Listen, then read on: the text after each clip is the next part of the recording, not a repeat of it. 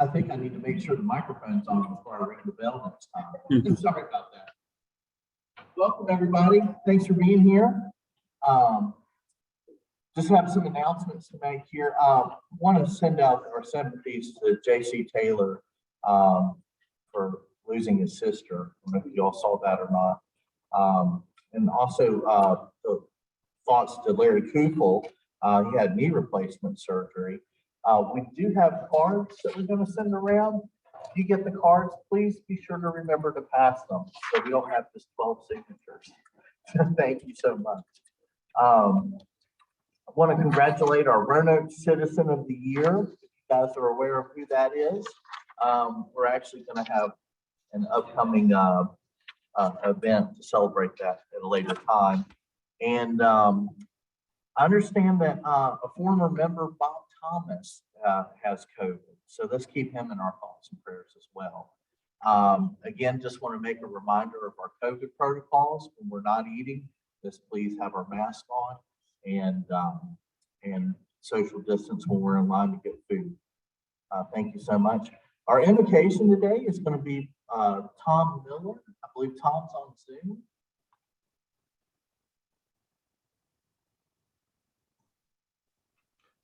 May we bow our heads in prayer.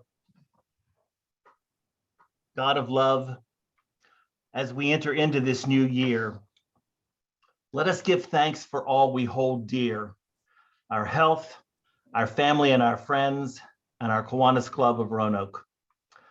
Let us release our grudges, our angers, and our pains, for these are nothing but binding chains. Let us live each day in the most loving way, the God-conscious way. Let us serve all who are in need, regardless of race, color, or creed. Let us keep God, the God of our own understanding in our hearts, and let us chant God's name each day. Let us lead the world from darkness to light, from falsehood to truth, and from wrong to right. Let us remember that we are all one, embracing all and discriminating against none. Fellow Kiwanians, may your year be filled with peace, prosperity, and love. May God's blessings shower upon you and bestow upon each of you a bright, healthy, and peaceful new year. In God's holy name we pray. Amen. Amen. Thank you, Tom. Our song leader today is David Perry. I believe David is on Zoom as well.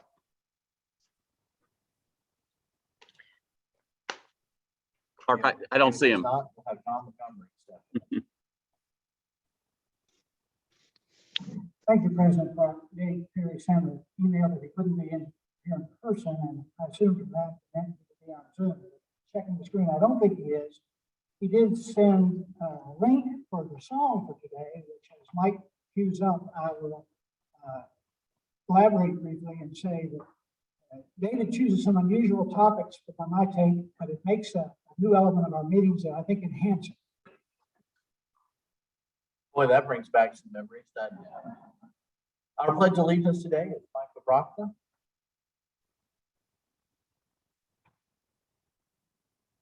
Before we recite the pledge, I'm going to give you a piece of history. Any of you know the pledge was written well over 100 years ago in 1885. It was written by George Bellamy. What you may not know is it was written for school children. It was written as a promotion. We're trying to promote the sales of the United States flags. So with that in mind, let's say the pledge. To the flag of the United States of America and to the republic for which it stands, one nation, indivisible, with liberty and justice for all. Thank you. Thank you, Mike. Our introduction to guests today is going to be new member Jessie Kaufman.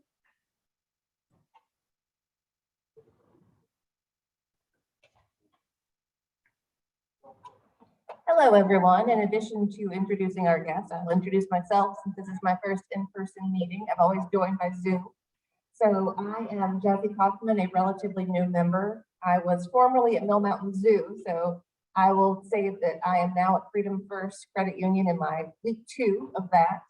I was a former Builders Club and Key Club member, and so I was very interested when the wonderful Dr. Sherry Hartman asked me to consider joining. And so, as everyone knows, you cannot say no to her. So I said yes, and I am quite happy to be a part of the club. Today, if our guests will please stand. We have Mr. Ron Boyd, who is here as a grant recipient from the League of Older Americans, and his Kiwanis host is Don Wilson. And then we also have Captain Jamie Clay of the Salvation Army, who is hosted by Joe Montgomery.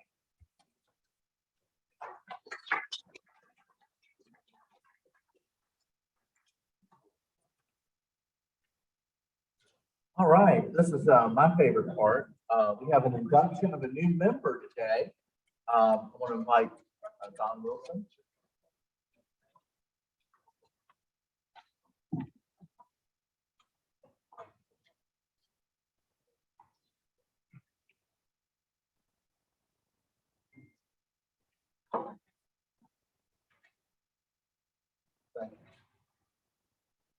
Thank you, President Clark. Clark, you're really setting an example here today by asking Don Evans to join our club.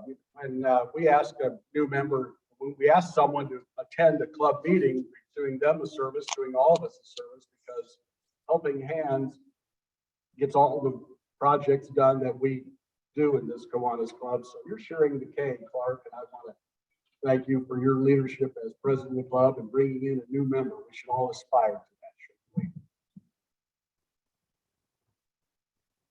Don and Clark, you come a little closer. I'm going to hand the mic to Clark. And if you'll introduce Don Evans to us, please. So I met this big old hunk of guy here, maybe was about 4 years ago. Yeah. I remember we had talked about this sharing the K with our circle of influence, and Don certainly is part of what I do. Don's a State Farm agent over at Smith Mountain Lake, and heck of a nice guy, great family man. He's got what? You have 3 children. Yep, 3 boys. Can you believe that? So beautiful wife named Lola, and Don and I have developed a friendship with camaraderie through mutual interest and so forth. But I've kind of been bothering Don. It's like, you should come visit our club. You should come visit for lunch. Well, he actually came during our West End Christmas party. And what a great time that was. And Don, you can tell him what you told me. Yeah, I was impressed. Felt like I was home. I liked what you all did. And just seeing the children, the bags bigger than they were, and the energy and enthusiasm that you put into it just made a mark on it. And I really want to appreciate you. Thank you. And again, like I try to tell everybody, we have fun with a purpose. And so I'm going to turn the microphone back over to Don. If you turn and face me, please. You've received a thorough orientation about what's expected of Kiwanians and be a good member. As Steve McGraw says, a good Kiwanian is a dues-paying Kiwanian. That's right. He sets the bar kind of low. Not typical of Steve McGraw. But you've received thorough orientation. We're glad to welcome you into the club. I haven't done a personal induction of a new member for a while. I have a pair of gloves out in the lobby in my jacket pocket. I'm going to go get it here in just a minute. But when I go get those gloves, I'm going to bring them into you. And when you put those gloves on with your pinky finger, I want you to think about the big things that we do for the less fortunate in our community, just as you saw at the West End Christmas party. And with your ring finger, the circle of friends that you're going to make, you've got one good friend here, you're going to make others, and everyone will get to know your name. Your middle finger stands above the others on your hand. That signifies the fact that this Kiwanis Club stands above other service organizations in our community. Our index finger points the way to better community through our service projects, and when we finish service projects, a thumbs up is what we like to do. I have for you a packet of information. Got your new member badge. It's got a roster of our membership. Thanks to Andre for those. A t-shirt, some other swag for you. It also has some information about our 501c3 foundation that we hope that you'll support. In fact, we had a year-end drive for supporting our foundation. And 60 Kiwanians contributed over $13,000. Next week, we're going to have a drawing for some restaurant certificates, thanks to support of the foundation. So here's your new member packet. I'm going to ask, before I give it to you, Clark, to pin on your Kiwanis pin. And while he's doing that, let's all stand and put our fingers and hands together and welcome Don Evans.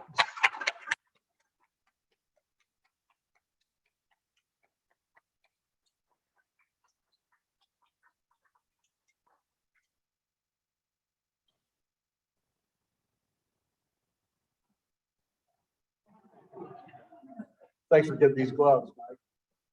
So, there they are, Don. All right.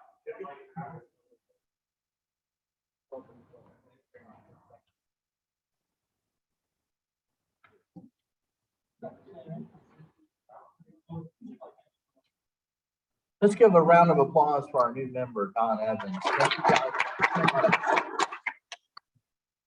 Our grant presentation today is Bob Haberman.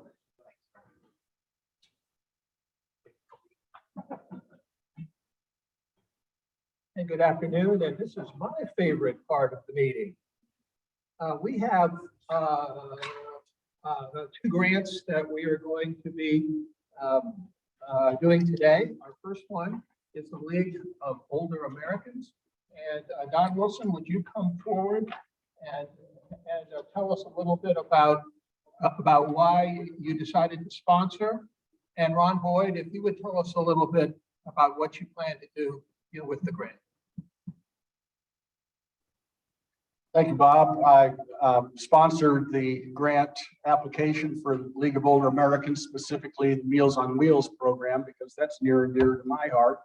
I've been a Meals on Wheels delivery person for 30 years, I guess, since I joined the club and was asked to join by Mal Boggs.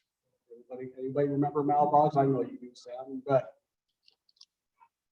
Meals on Wheels is a great program, and I'm just happy to present a check to Ron, who's CEO of the League of Older Americans Local Office on Aging, and it'll go to a really worthy cause. We have a lot of Kiwanians here that are Meals on Wheels delivery folks, and we're always looking for more. So let me give you this check, and you tell us about how this is going to be.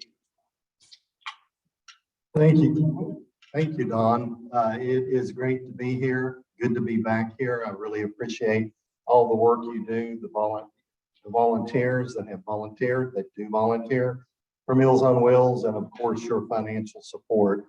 LOA for the third year in a row has delivered the most home delivered meals in the state, in the Commonwealth, of any region. So that really says a lot. We're not patting our backs, we're patting your back, because it's because of the volunteers who are the lifeblood of LOA and the financial support that we can deliver more meals. So we are blessed and so fortunate. We serve almost 150,000 just hot delivered meals every year. And through the pandemic, we've served 22,000 different seniors. Of course, it's been a different 2 years, so we are serving more, so thank you so much.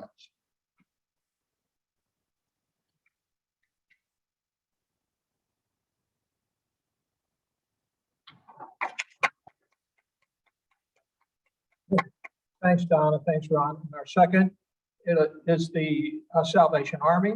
And John Montgomery, would you come up and tell us a little bit about why you decided that you would be its sponsor? And Ms. Clay, would you come up and advise us a little bit about what you're going to do with the grant? Thank you.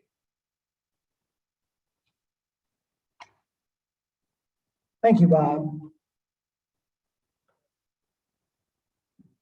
Glad to see you.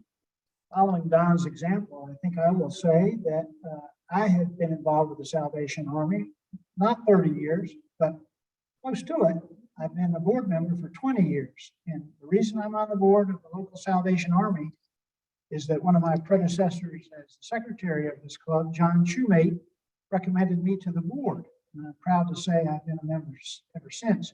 But I'm not the only Kiwanian on the board. Sam Lineberger Jr. is a board member much longer than 20 years.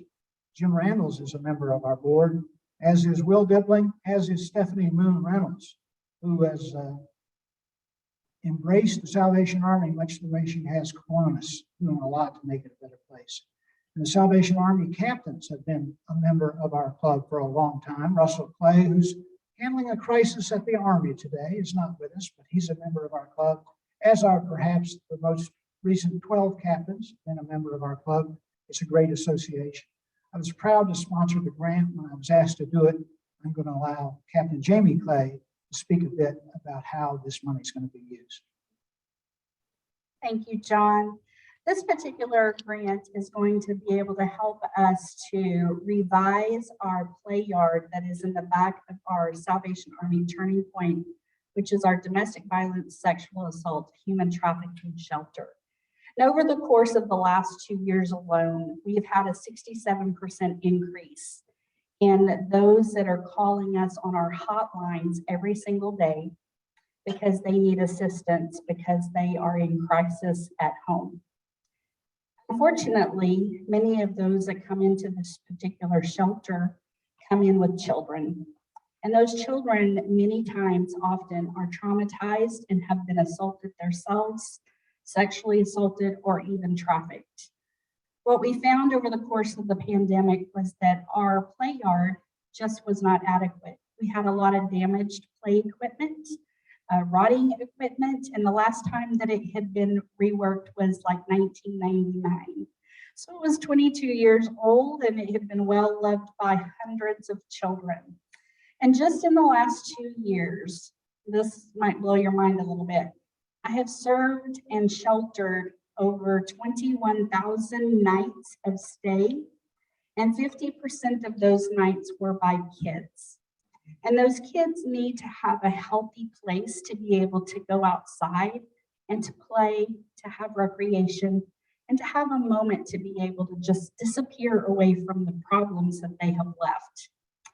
We could never do this without your help and without community support, without volunteers, and from many of you who have supported us over countless decades. The Salvation Army started its ministry in 1865, and if you don't know this, it actually came to Roanoke in 1885. That's well over 120 years that the Salvation Army has faithfully supported and taken care of the broken, the downtrodden, those that are underserved and impoverished. So we thank you today for the grant that you are allowing us to be able to change this play yard and make it safer for the kids that we serve.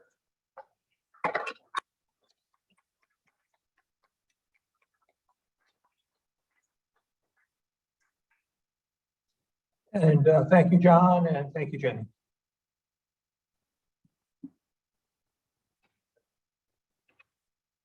And thank you, Bob. We get blessed with autobiography today. So I'm excited about hearing this. Sam Darby. Take off my mask to give you my story.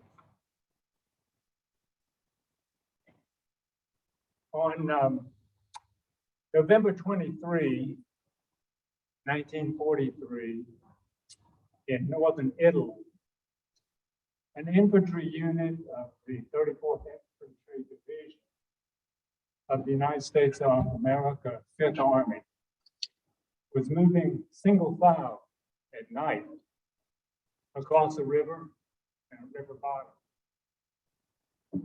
And their objective was to move under cover of darkness and be across the divide to attack a German emplacement at first light. The area was mined, and the decision was made to move in single file across that area, taking casualties, but hopefully not taking that many, enough to move them across.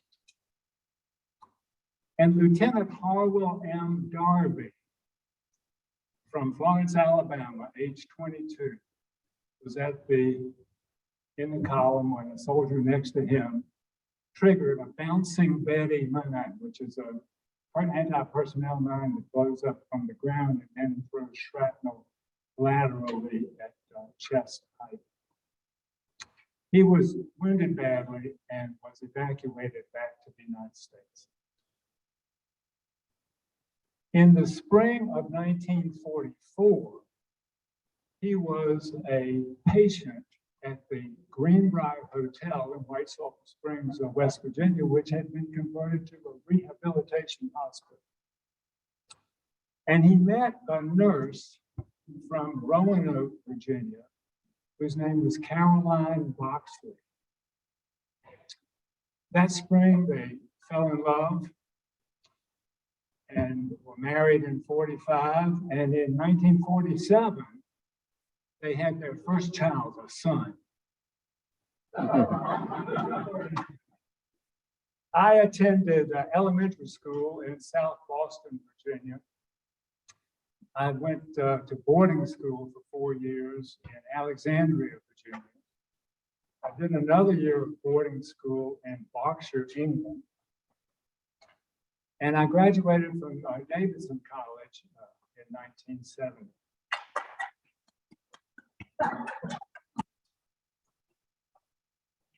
Which was the year that I went on active duty with the United States Army. So Harwell M. Darby Jr. Was processed into active duty. Do you all remember the old computer cards with a corner cut out and they said, "Do not fold, spindle, or mutilate"? Am I the only one that remembers those words? Well, the block for major course of study was small, and I wrote ENG for English literature. So I was surprised when I was ordered to Fort Belvoir in Virginia, which was the headquarters of the United States Army Combat Engineers. 3 days after I got there, the colonel called me in. He said, "Lieutenant, what in the Sam Hill are you doing here?" I said, "Colonel, I really don't know. I'm following orders. That's where I'm supposed to be." He said, "Well, do me a favor. Keep your mouth shut until you get out of here," which I did. After my tour in Vietnam, I was with a unit that we took bulldozers to knock down jungle along critical roadways to deny the enemy cover for ambush. And coming home, I married Jean Ashburn from Statesville, North Carolina, with whom I expect to celebrate the 50th wedding anniversary this year. Went to Washington and Lee Law School, moved to Roanoke, raised 4 children, started with my firm, Glenn Fellman. Can't believe it's been 50 years. Thank you.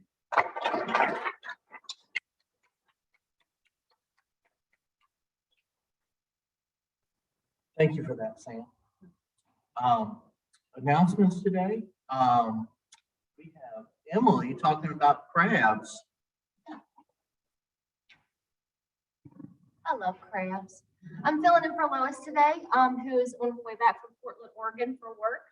But just wanted to share with you all that our crab attack has been a success.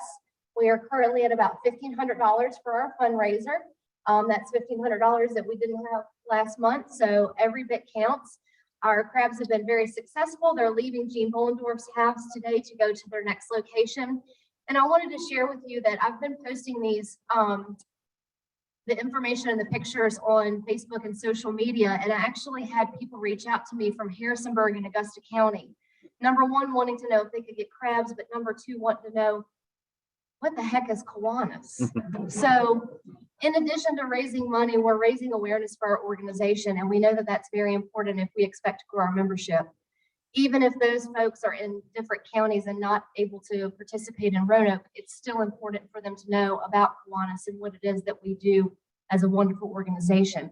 So I would encourage you to consider crabbing somebody, to consider sending them to someone's house so we can put a sign in the yard that just reminds them not to have a crabby day. Little things like that go a long way, especially when we're struggling with all the COVID and depressiveness of that mess. So just want to say thank you, and please let me know if you'd like to share crabs with somebody. We really appreciate your support.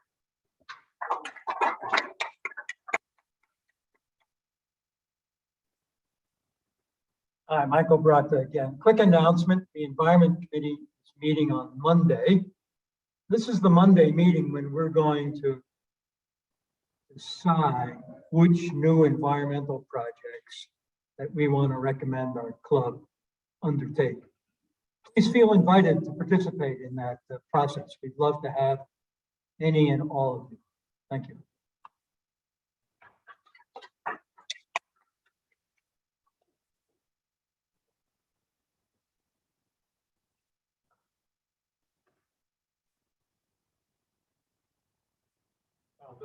When it brings back a lot of memories when I was at Fort Belvoir.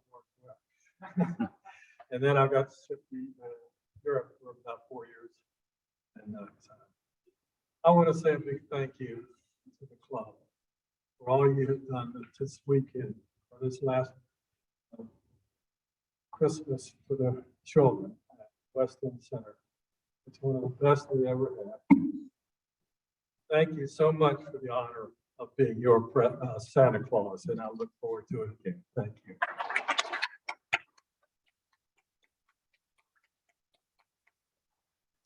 So we're running a little tight on time, but does anybody have any brag bucks they'd like to come up real quick? Well, with that, I'd like to introduce our speaker today. Oh, sure.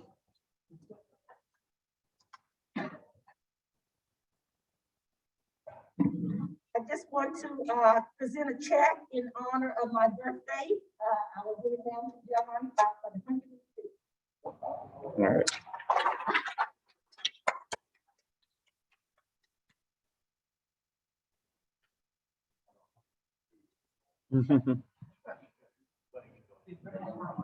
We've got a real treat for you today. Wes Cantrell is the founder and chief bottle washer of Sunnyside Supply.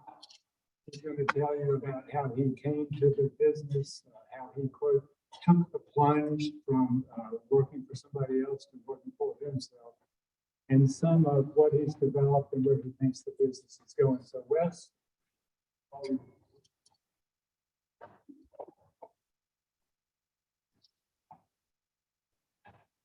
Right.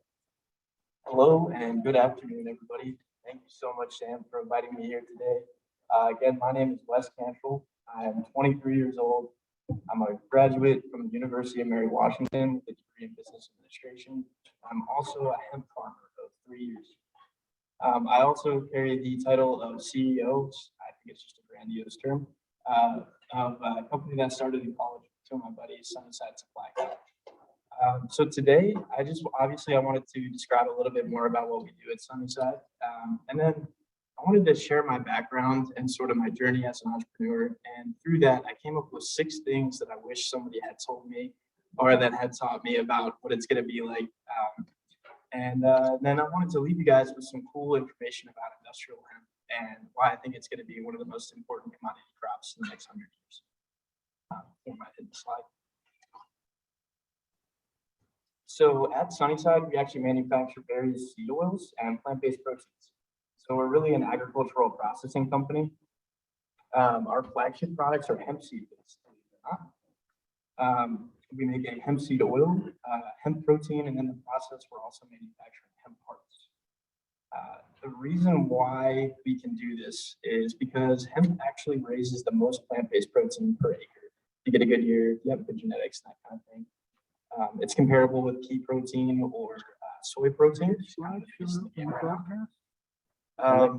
Yeah, and then what also sets it apart from everything else in the plant-based world is that it has almost ideal ratio of omega-3 and 6 fatty acids. And it has a really wide range of vitamins and minerals in there. And then it also has, probably most notably, all 7 essential amino acids for the human diet. So it's a really healthy plant-based protein. Yeah, and everything is grown actually right here in Franklin County. I believe we made state history as for growing the first commercial hemp seed crop with a farmer named Tim Bowman out in Callaway, which was really exciting. Currently, I believe we have 2 tons of the stuff sitting in Rocky Mount at the moment. Yeah, and then all the characteristics that I shared, it makes hemp really marketable in the food and beverage industry. So yeah, there's a huge space there for wholesale. And then obviously the vegan vegetarian crowd, it continues to grow every single year. So it's incredibly marketable for them too. If you wouldn't mind hitting the slide real quick. The equipment that we use to make all of those products, it turns out that we can also refine other things. So actually, instead of a hemp product being our first product that is actually coming to market, it is sunflower seed oil. So really excited. We're actually within the next 2 weeks going into our first round of production. Just click that to advance the slide. Yeah, See what it and looks like. you know, we try to do everything as minimally as possible, as least invasively as possible. So we don't use any chemicals to extract it. It's all cold pressed, making it a little bit more healthy. And then also the farmers that we work with grow everything regeneratively. So it's a much more healthy for the planet, healthy for you alternative to the current seed oils on the market. And then also I wish I could share our plant-based protein packaging and everything. That's actually coming in on the 15th from our graphic design guy. So we just missed being able to share that. But really excited about that too. If you wouldn't mind hitting the slide.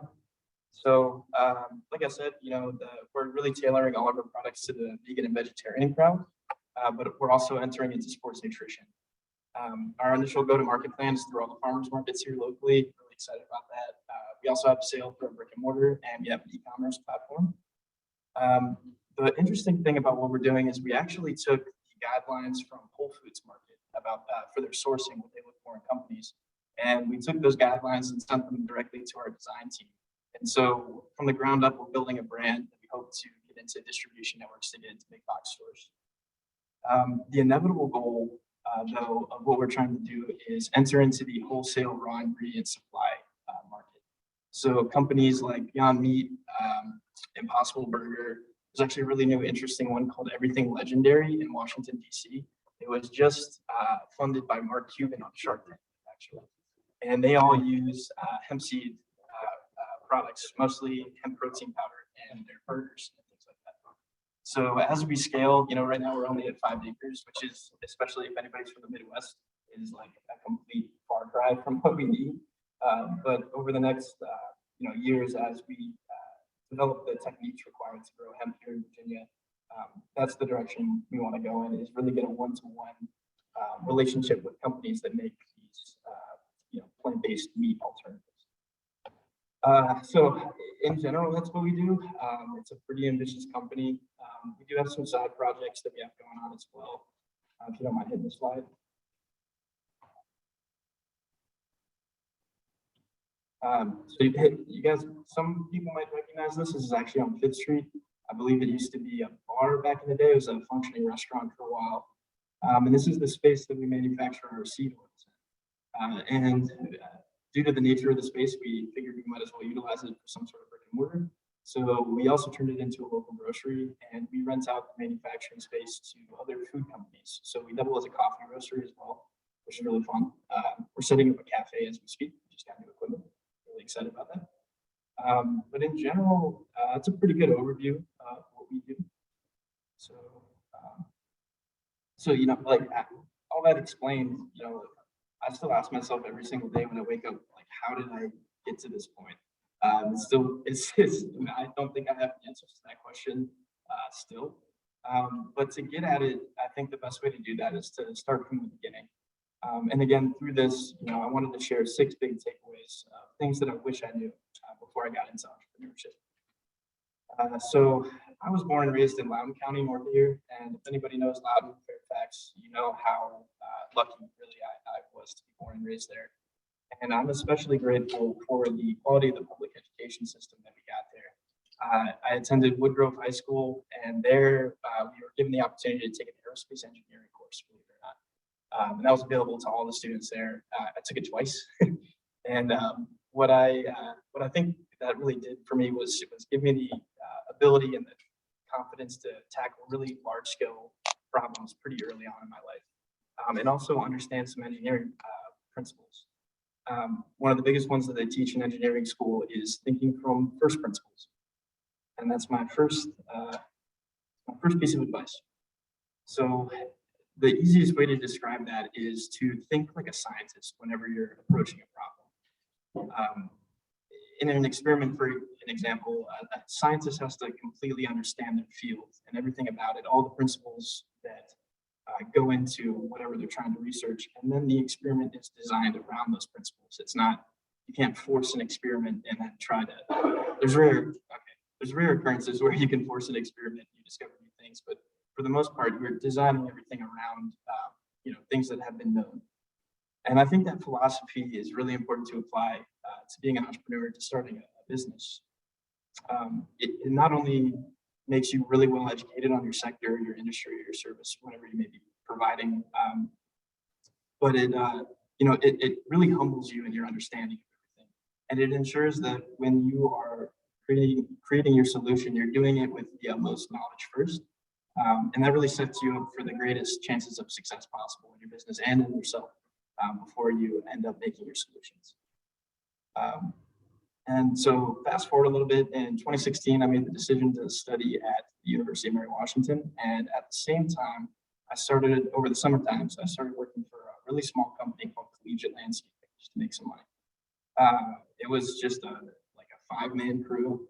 It was started by 2 brothers, Billy and Tom Aarons. I think they were 25 and 28 at the time. And they started the company to actually pay off their student loans. I still think about starting a landscaping company to help me out with that. Aside from just providing lawn cutting service, they also took it upon themselves to hire mostly college-age students. And beyond that, they actually educated us in pretty fundamental parts of entrepreneurship and business development. And that their guidance really brings me to my next piece of importance, and that's the importance of mentorship.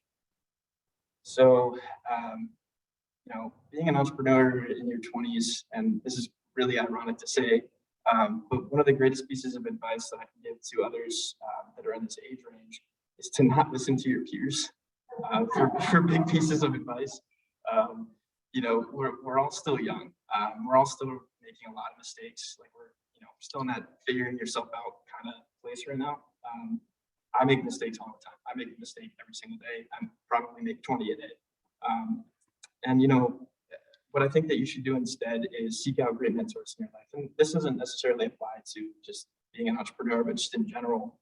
I think valuing those who have the gift of age and wisdom above you are going to be the most impactful in your life. And you don't want to take that for granted. So, for me and working at Collegiate Landscaping, I realized very early on through what Billy and Tom did, and essentially they assigned audiobooks, which is really great because we can mow while we learn, but they were all on entrepreneurship. They had a list, and essentially if you listen to all of them, you discuss the principles, and you kept a daily journal of one new thing that you learned, they would let you run the company for a year. And I'm extremely grateful for that opportunity. I think it's one of the most impactful in my life. And when I, gained that understanding of just how impactful Billy and Tom were, when I started Sunnyside with Kyle and Ethan back in undergrad, that was the first thing that I went after were mentors. And so today I still look up to two of our farmers, Daniel Austin and Tim Bowman, if anybody knows those guys. Daniel's in Rocky Mount and Tim is in Callaway. And then I also look up to Dr. John Fike at Virginia Tech for all of my advice in all the business development that we do. There's a lot of others. I look up to a lot of people, but I think even more importantly than that, I put a pretty big significant liner to the advice of my peers. In my own experience, I've only really been doing this for about 3 years, but a lot of my friends tell me that it's way too difficult, and I've had a lot of my friends tell me that, their approach would be different than my approach to all this. They're not farmers, they're not in agriculture, and they certainly aren't, at this current stage in life. They don't have as much understanding as our elders. Really. So, that's just one of the most valuable things I think I can say is if you're starting a business, look for those mentors and just look for the mentors all of the time in your life. And also, be really surprised at how much people are willing to help you, even complete strangers. All it takes really is a phone call. This next one's really funny because I'm totally just preaching to the choir here. But being surrounded by the right people and being in the right organizations is vitally important to your personal development, and it helps you, when you're in entrepreneurship, business owner. So when I was at Mary Washington, I also spent time in the Psi Upsilon fraternity chapter there, and that was a really great opportunity. I attended national conferences. I even got the opportunity to serve on the national executive board, which again is one of those like really deeply impactful experiences in my life. But while I was there in undergrad, I was surrounded by this amazing, diverse, varied group of people all of the time. There was philosophers, there was physics guys, there was international relations, computer science. I mean, just a bunch of different fields all coming together with one unified goal. And that was really to benefit our community. That year, I think we won our class hands award at our national convention, which was really great. We had a bunch of efforts that we undertook. And what I came to understand is that when you are in a group that's working towards a unified goal that you believe in, what you start to see is this uncanny amount of personal development that happens in the members that I think that wouldn't happen otherwise in your own personal development. And that's extremely important. So, if you're starting an organization or starting a business or what have you, just in your personal life, I think it's really important that you find a group that you believe in that is following a unified goal. It's really going to help yourself, and you're going to help others too. This next one is my favorite by far, which is make mistakes. Making mistakes is how we learn. And for me, when I started the company, I would stay up like really late thinking about a particular color on a presentation. I'd hesitate to call a particular business or a particular person because I'm so worried about what they would think about me, or ruining that potential relationship. And now when I look back on it, I realize like how being a perfectionist is really just slowing you down. You should strive for close to perfection, but I don't think that should be your approach to things. What I think you should do instead is just work really, really, really hard all of the time and just be prepared to make a lot of mistakes. And as long as you're honest with yourself in that you made a mistake, you're going to learn from it. So in the context of what we did at Sunnyside, we actually originally weren't going to be plant-based proteins, oilseed or anything like that. We were just going to retail CBD products. And so we went headfirst without researching the first thing about the market or anything in CBD. And we realized very quickly that we made a pretty catastrophic mistake. The CBD market, while it can be really great, really profitable, it was kind of a false gold rush, and the market collapsed really quickly. But we didn't let that stop us. Instead, we kind of took the biggest lesson that we took from that was to make sure that we know our market and do our market research. We made other silly mistakes, like building a greenhouse in Virginia to grow CBD hemp in, which was just ridiculous. We didn't know how hot it was going to get. We've worked with the wrong packers, the wrong manufacturers. I could list a lot that we've made mistakes, But the most important thing is that we didn't sit around and dwell on them. We just learned from them. We were honest that we made the mistakes, and that's really what's kept us going this far. This next one is kind of silly sounding, but learning how to learn, I think, is one of the most important things to being an entrepreneur or just in your life in general. You know, if you're starting a business, obviously you want to become an expert or as close to an expert in your field first as you possibly can. But you should also strive to intake as much information about other things as you possibly can all of the time. Reason being is, I mean, if you're well educated on a lot of things, it's going to give you an edge against your potential competition that you might have. But then also, and I think most importantly, is it's going to give you the ability to take concepts that have nothing to do with what you do. And then you start to see these similarities in what you do, and you synergize the two together. And I think that gets to the core of innovation. That's really what is developing your business. And I mean, the same principles apply to yourself and your personal development as well. So for me, you know, trying to figure out, I didn't really have a great time in our public education system, and then even in Mary Washington, as far as grades went. I was a really bad student, and now that I've been out of it, and I've been self-educating myself for a long time, I realized that a lot of that had to do with the way that I was intaking information. So some people are really great at reading books, and then some people are just really not, and I'm part of the really not group of people. And what I've realized over time is that I'm just really good at intaking information that I hear aloud, and then processing it and storing it and utilizing it. So I stopped really reading books, and I started to listen to podcasts and audiobooks and things of that nature. It's not for everybody. Everybody's a little bit different. I think the biggest takeaway is just to make sure that you're doing the right kind of learning and don't waste time on the learning that isn't benefiting you. Two recommendations that I have is the Lex Friedman podcast for anybody that's looking to learn a lot of things about a lot of things. And then also that book, An Empire of Wealth. That was actually assigned to me in college, and it gives you a really good insight into the developmental history of the United States through the lens of the economy and the industry. It's just a really good way to learn about how we got to where we are.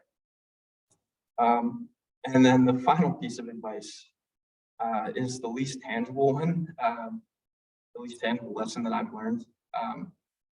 But basically, to strive to understand why you do what you do. You know, and develop a little bit of a philosophy around that. So, you know, for me, I don't come from a multi-generational farm. I don't have colleagues or family that's in the food and beverage industry. I didn't really meet that many people that were at Mary Washington, which is a liberal arts college, mostly business and international relations. Like, didn't have the ag side there. So, you know, I asked myself, what makes me so inspired about, you know, what I'm doing, aside from making money. Making money is a really, really just and important part of starting a business, for sure. But I don't think that it's enough to really follow it through to its end. So, you know, it took me a while to start to get an understanding of what really is inspiring me and what's really getting me going. And I practiced a lot of meditation on the idea. It took me a lot of time, but the conclusion that I've come to in my personal life is that through research and through doing this for a couple of years, I've built the opinion that our food system is globally, and then also here in the United States, is a little bit unjust and very unhealthy for a lot of reasons. And then I've also built the opinion that in order to compete in the global market that we have, with the resources that we have here in the United States, I think it's really important that we bolster our manufacturing sector. So when I built those opinions and I started to sort of apply those philosophies to my business and to myself, you know, I realized that what I want to do is make a net positive impact to the world through both of those lenses. And especially when I applied those philosophies out loud and started to have those discussions with everybody in the business, it created a unified sense of culture. It created a direction and a vision for us to go in, and it was incredibly important. It's bettered our chances of successes, definitely. So now to kind of go on a bit of a tangent off of that, before I leave, I just wanted to share some incredibly cool things that are going on in the world of industrial hemp that you might not know about. And I also kind of wanted to demystify cannabis as a whole. It's really convoluted and confusing nowadays. There's a lot of terms and there's a lot of legislation that's going around. Everything's changing very quickly. So the best way that I can describe cannabis is to actually relate it to tomatoes. You don't mind hitting the slide again. So you have heirloom tomatoes, you have canning tomatoes, you have slicing tomatoes, you have grape tomatoes. There are these vast amount of differences in tomatoes. And the reason for that is that farmers have bred specific traits and specific types of tomatoes to tailor to their end market. So if you're growing a tomato and you want it to be really bright red, you breed it that way so you get more eyes on it in the grocery store. Or you're developing heirloom tomatoes so that they taste way better.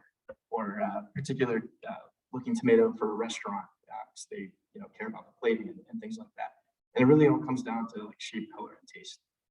The same principles kind of apply to cannabis, if you don't mind hitting the slide again. Instead of it being color and taste, and I guess that kind of does have something to do with it, it really comes down to the compounds that are found in cannabis.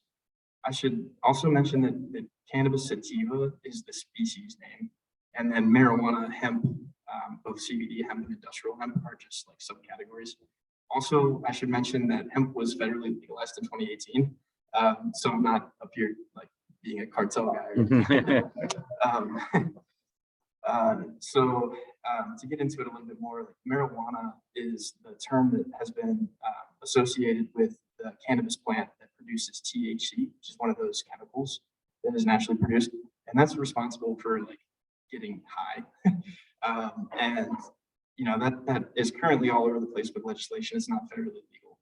And then CBD hemp, which looks virtually the same as marijuana, and is grown and harvested the same way as marijuana. It's been bred to not have any THC in it, and instead it has high levels of CBD. And that's sort of a plant-based medicine that affects our immune system in a pretty positive way. I think there's a lot of development that needs to happen in that space. And then on the complete opposite side of cannabis is industrial hemp. And instead of it being developed around the compounds and the cannabinoids, and it's actually our oldest version of hemp, it's been bred to produce grain and fiber. And completely unlike marijuana or CBD hemp, as opposed to a horticultural approach to growing it, so that hands-on planting, hands-on harvesting, all that stuff, industrial hemp requires the same implements that a farmer uses to grow wheat or to grow corn, things of that nature. So completely different sort of environment that it resides in. And what really sets industrial hemp apart, and again, like this was just legalized here in the United States in 2018, so this is all very new. But what sets it apart is that a farmer can sell the grain from one harvest from one field to a food processor, and that ends up in the food and beverage industry. But then in the same year, in the same field, the same harvest, the farmer can then sell the fiber to a fiber processor. And that's revolutionary for agriculture because it's opening two diversified revenue streams from one harvest per year. And then hemp fibers applications, I already explained a little bit about hemp grain and why to grow it and those kinds of things. But hemp fibers applications are even way more vast, mostly due to its strength. It's very easily renewable. It's cheap to produce and it's carbon negative. So here is Porsche's new race car. And actually, believe it or not, every single one of those panels is made out of hemp. Comparable with carbon fiber, it's stronger than steel. And then if you flip the next slide, this is the exact same concept in 1941. And you might actually recognize the guy on the right. That's Henry Ford. It turns out that Ford developed a hemp car back in 1941. And it was the vision of Henry Ford to actually run the entire car on a hemp biodiesel. Unfortunately, criminalized hemp very shortly after. So it kind of gives you an idea, like we've lost about 80 years of potential development with this crop. It's kind of sad. Also, kind of a cool tidbit of information, the first farmer to get a hemp growing permit here, his name is Glenn Rhodes, and he has a biodiesel refinery currently in operation in Harrisonburg, where he makes hemp biodiesel. So super special. And then quickly on the next one, you can make clothing out of it. So Patagonia is really the lead innovator here in America in doing this. They are slowly replacing their cotton with hemp. It's really interesting. We have a lack of understanding about really how to do it correctly. So they actually are doing it with a joint venture with a Chinese company still. So we're not quite there yet, but it's coming about.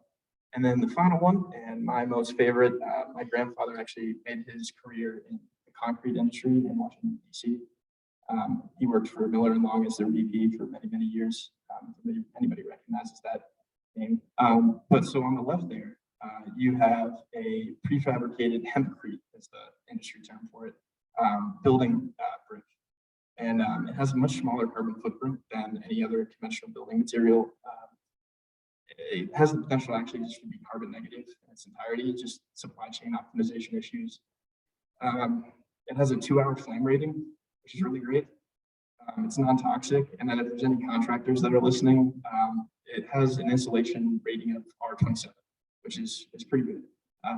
So it's also structural due to the recycled polymer cores in there. So that house on the right is actually entirely built out of those hempcrete building blocks. And it's kind of the that company's sort of like model home that they built.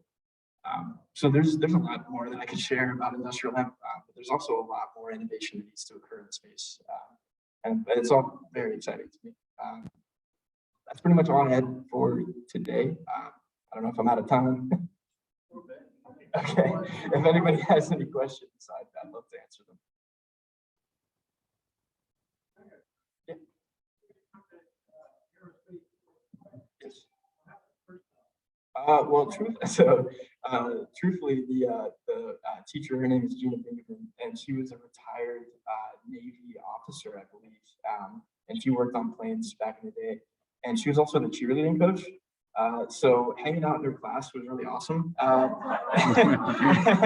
And she was a really good teacher. And I still keep in touch with her. She's really excited. I mean, she inspired everybody that she was around to do big things. And, you know, she's really responsible for a lot of where I am today. So I just kind of took a choice because why not? Yes.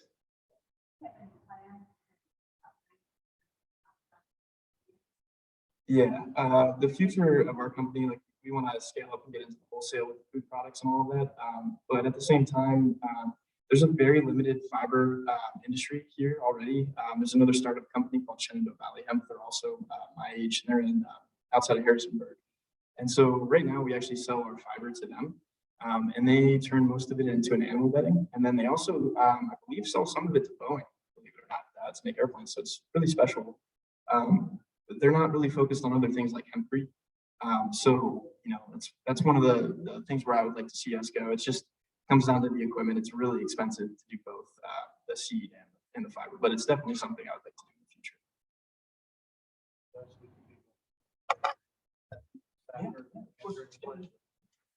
Wes has agreed to stay after to answer any questions that anybody else has. Let's give him a hand. That was fantastic.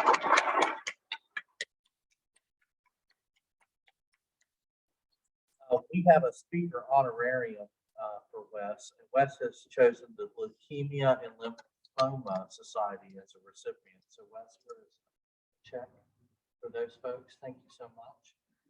And next week is going to be introduced by Sam Darby again.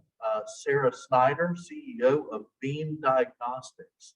So she's got a lot to live up to with Wes's presentation here.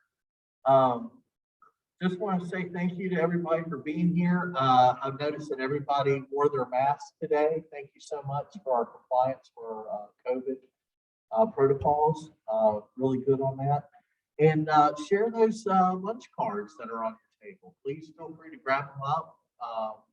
Share them with your circle of influence. Let's get another great member in here. And I hope you all are safe. I know they're calling for snow this weekend, so I hope everybody's safe. And with that, I'm going to say we are adjourned.